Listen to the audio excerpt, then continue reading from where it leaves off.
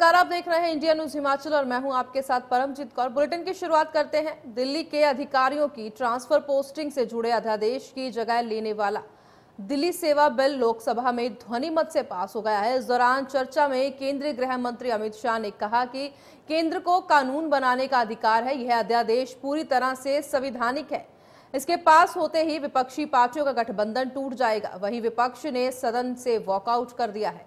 Bill pass होने के बाद सदन को कल तक के लिए स्थगित कर दिया गया है। तो दिल्ली सेवा बिल लोकसभा में ध्वनि से पास हो चुका है। विपक्ष का सदन से वॉकआउट, केंद्र को कानून बनाने का अधिकार, जो कहना है अमित शाह का। अध्यादेश पूरी तरह से संवैधानिक है।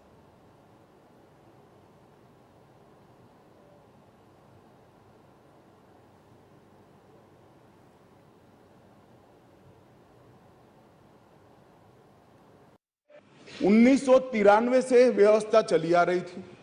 कभी भारतीय जनता पार्टी सत्ता में आई, कभी कांग्रेस पार्टी ने शासन किया, कभी ऊपर कांग्रेस का शासन था तब हमारी सरकार थी, तो कभी ऊपर कांग्रेस की सरकार थी तब नीचे हमारा शासन था, मगर कोई झगड़ा नहीं हुआ था। सब कुछ ठीक चल रहा था, क्योंकि किसी की मंशा अधिकार हथियाने की नहीं थी, सेवा करने की। कांग्रेस पार्टी ने भी भाजपा के साथ झगड़ा नहीं किया, भाजपा ने भी कांग्रेस सरकार के साथ झगड़ा नहीं किया और बहुत अच्छे से चल रहा था। कोई डिस्प्यूट नहीं, कोई झगड़ा नहीं। 2015 में यहां स्थिति बदली और यहां एक ऐसे दल की सरकार आई जिसका मकसद, मुझे कोई झिझक नहीं है कहने में, जिसका मकसद सेवा करना है ही नहीं, झगड़ा करना। माननीय अध्यक्ष जी अनेक पार्टियों के मुख्यमंत्री रहे, अनेक पार्टियों की मिलीजुली सरकार रही, शुद्ध रूप से सरकार रही, मगर राष्ट्र सेवा करने में और जन सेवा करने में किसी भी पार्टी को कोई दिक्कत नहीं आई। देखिए, पहली चीज तो यह है कि आज गृह मंत्री जी ने ये स्वीकार कर लिया कि ये दिल्ली सेवा बिल वास्तव में बीजेपी के अरविंद केजरीवाल फोबिया का नतीजा है। बीजेपी को केजरीवाल फोबिया की बीमारी है, उन्हें केजरीवाल से डर लगता है, जिसके चलते वो ये बिल लाए हैं। आज उन्होंने खुद सदन के भीतर, सदन के पटल पे अपनी ये बात रखी कि 2015 तक तो दिल्ली में सब ठीक था। 2015 के बाद जब से अरविंद केजरीवाल जी की सरकार बनी तो हमें ज़रूरत लगी कि हम सरकार से ये सारी शक्तियां ले लें। यानी कि उन्होंने ये बात सिद्ध कर दी कि ये दिल्ली सेवा बिल राजनीति से प्रेरित बिल है।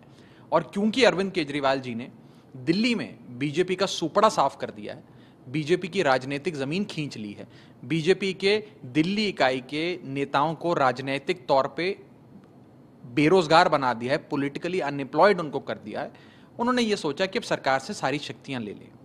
आज अमित शाह जी ने इस बात को स्वीकारा, प्रत्यक्ष रूप से नहीं तो अप्रत्यक्ष रूप से इस बात को स्वीकारा कि दिल्ली सरकार से सारी शक्तियां लेने का उनका एक ही मकसद है कि ना रहेगी एक सरकार की शक्तियां और ना ही फिर रह जाएगा वहां पे चुनावों का कोई महत्व। यानी कि ना रहेगी बांस, ना बजेगी बांसुरी, क्योंकि चुनाव वो जीत नहीं सकते अरविंद केजरीवाल से।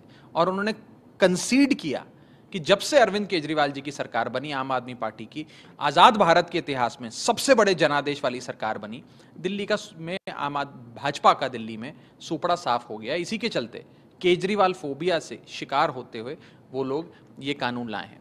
और आज उन्होंने पंडित नेहरू, डॉक्टर अंबेडकर, सरदार वल्लभ भाई पटेल के कुछ 1930 या 40 के दशक के कुछ बयान कोट करते हुए इस जस्टिफाई करने का प्रयास किया कि ये कानून हम उनके बयानों और उनके इच्छा अनुसार ला रहे हैं। मैं गृह मंत्री जी को कहना चाहूँगा, नेहरू साहब, अंबेडकर साहब और सरदार वल्लभ भाई पटेल जी के पास जाने की आवश्यकता नहीं है। आप आडवाणी जी के बयान सुन लीजिए, जो कह रहे थे कि दिल्ली को पूर्ण राज्य का दर्जा दिलाकर मानेंगे। देखिए, संविधान टूट रहा है, देश का जो फेडरल सिस्टम है वो खतरे में है और उसकी शुरुआत है केंद्र की सरकार ने दिल्ली से की है। और मैं समझता हूँ कि लोगों के चुने हुए नुमाइंदे और लोगों की चुनी हुई जो सरकार है उसकी ताकतें कम करके जो बिना चुने हुए लोग हैं, जो ब्यूरोक्रेट्स हैं, उनके हाथ में शासन देना ये बिल्कुल संघीय ढांचे का अपमान है, ये संविधान का अपमान है। ये दिल्ली में जो विजिलेंस है वो तो मेरा ख्याल है कि केंद्र के पास है। दिल्ली सरकार के पास तो किसी तरह का कोई विजिलेंस की पावर नहीं है, क्योंकि दिल्ली की जो पुलिस है वो सारी जो केंद्र शासित पुलिस है, उसमें दिल्ली की सरकार का कोई भी